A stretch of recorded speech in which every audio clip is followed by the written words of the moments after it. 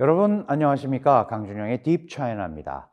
미국의 이란 공격이 일주일째 공방전이 지속되고 있고요. 이란도 강력하게 저항을 하고 있습니다.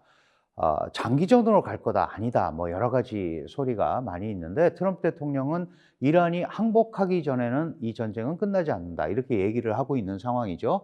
많은 보도와 분석이 나오고 있습니다만은 차이나는 중국과 한국 입장, 그리고 전체적인 경제 충격, 이런 부분에 대해서 오늘은 좀 더 주목을 해서 살펴보도록 하겠습니다.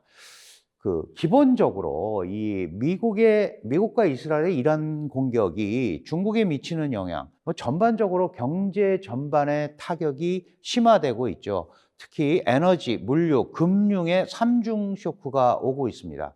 에너지 원자재는 원유 수입에 차질이 오고 있죠. 잘 아시다시피 중국은 세계 최대의 에너지 소비국이고요, 또 에너지 수입국입니다. 그런데 저렇게 호르무즈 해협을 통해서 들어오는 이란산 원유가 막히고, 또 베네수엘라에서 오는 원유도 문제가 있고, 그러다 보니까 에너지 비용이 상승을 하고 있고 폭등하고 있죠. 제조 원가가 올라간다는 얘기입니다.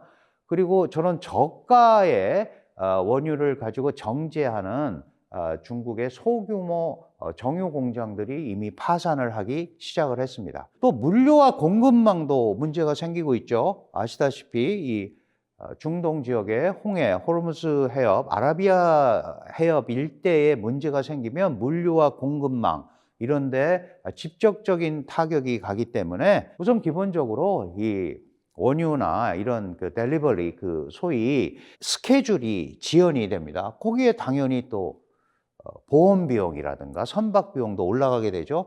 이런 것들은 자연스럽게 금융 리스크로 또 이어집니다. 위엔화가 약세로 가면서 자본의 이탈이 계속되고요. 금리의 딜레마가 또 있습니다. 지금 한창 중국에서 양회가 열리고 있는데 이런 부분을 다 감안해서 중국이 아마 이런 소위 금융 정책 이런 것도 비상시국을 대비한 것도 내놓을 것 같습니다. 그거는 양회가 끝나는 대로 다시 한번 분석을 해드리겠습니다. 그리고 이게 장기화되고 중국이 여전히 같은 패턴으로 원유나 이런 것들을 수급을 하게 되면, 저희가 쇼츠에서도 그림자 함대, 그림자 선단 얘기를 해드렸는데, 이렇게 되면은 미국의 세컨더리 보이콧도 나올 수밖에 없다, 이렇게 봐야 됩니다. 또 하나는 지정학적 리스크가 있죠.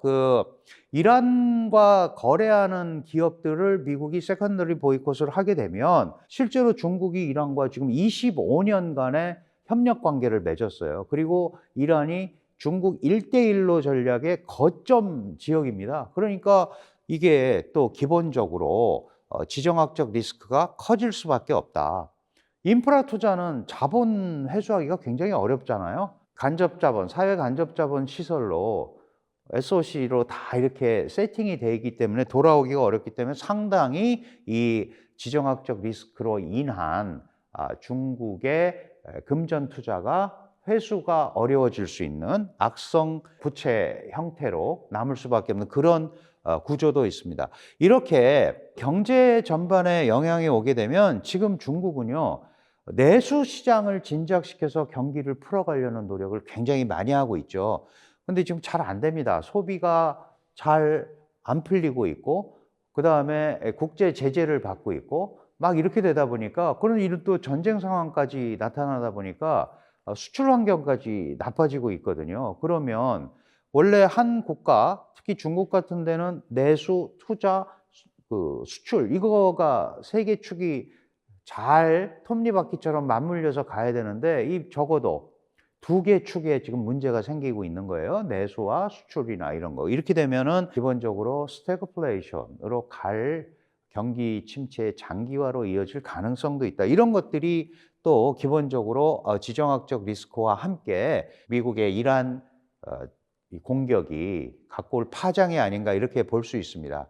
전체적으로 보면 에너지의 수급에 문제가 생길 수 있고요. 1대1로의 차질이 생길 수 있습니다. 그 다음에 이제 수출 경기, 그 다음에 원유가 상승으로 인한 제조 원가 상승, 이런 것 때문에 내수부터 대외 수출까지 어려움에 겪을 수밖에 없다. 이렇게 봐야 되고요. 또 하나 물류 같은 경우도 물류 비용이 많이 올라갈 수밖에 없습니다. 전반적으로 이런 것들은 중국의 금융 시스템에 영향을 끼칠 수밖에 없죠. 그렇지 않아도 그림자 금융이라고 해서 지방정부 부채나 이런 부분들이 해결되지 않은 채 어려워지고 있는데, 이런 외부적 요인이 또 한 번 중국을 덮칠 수 있다. 이렇게 우리가 볼 수 있습니다.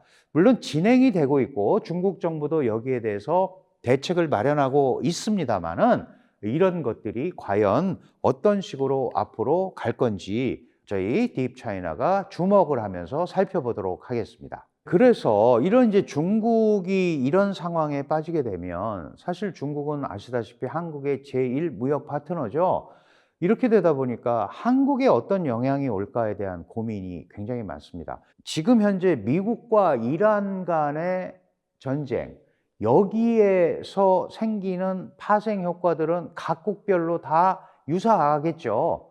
그런데 문제는 이제 중국 같은 우리의 제1 무역 파트너가 한국에 대해서 자신들이 겪고 있는 어려움이나 이런 것들을 한국이라는, 마찬가지로 우리가 중국의 제3 무역 파트너거든요. 여기와 어떤 연관관계를 이어서 갈 수 있을까도 고민이지 않겠습니까? 그래서 저희가 중국의 대한국 전략은 과연 어떤 식으로 전개가 될까?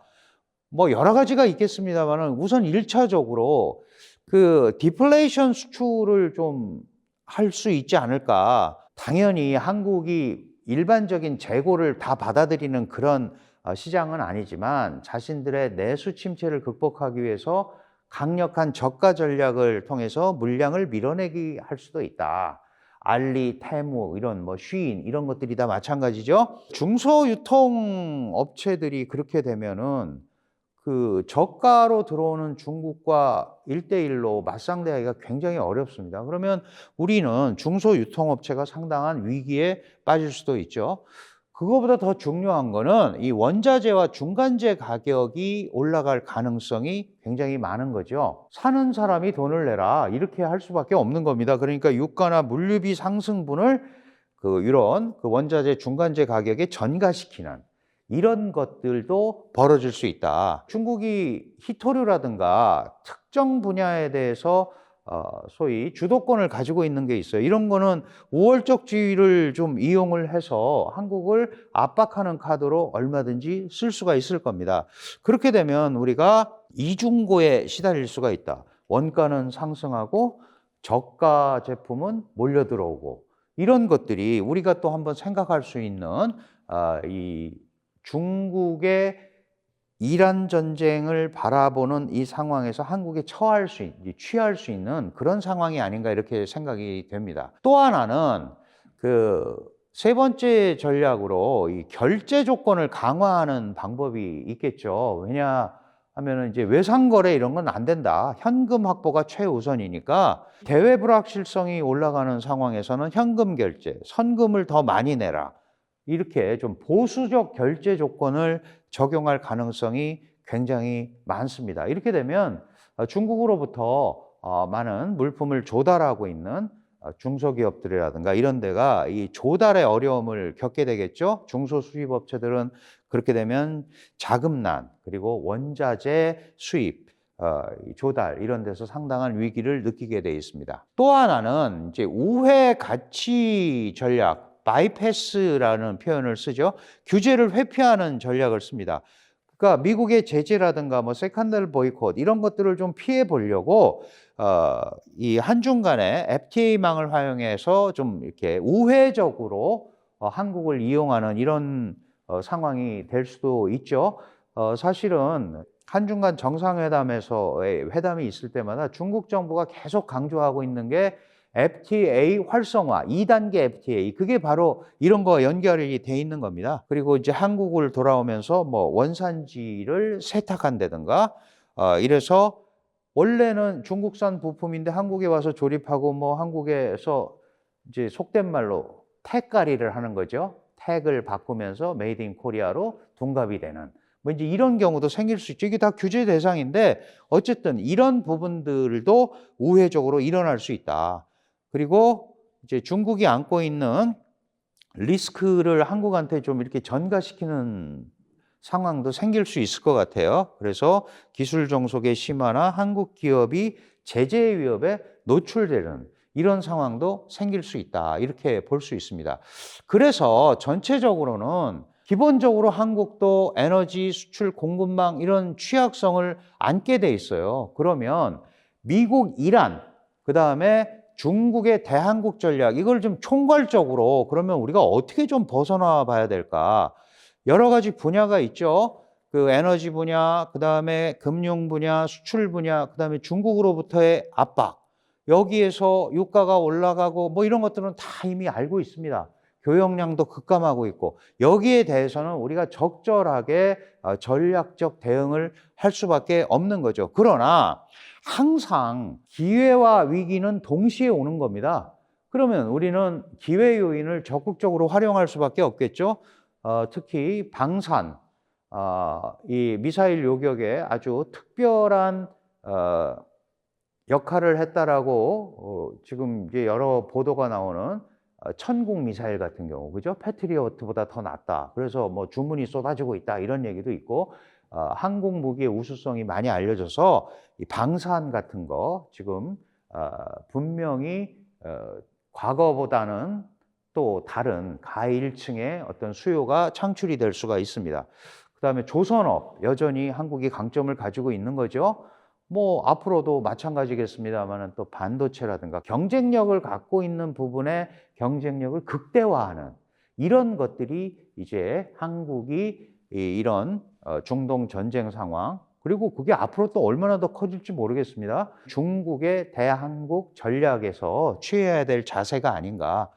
위기는 항상 있었습니다. 이 위기를 어떻게 기회로 삼을 거냐에 대해서 정부는 물론이고요. 학계, 기업계 모두가 관심을 가지고 지혜를 모아야 될 것 같습니다. 강준영의 딥차이나였습니다.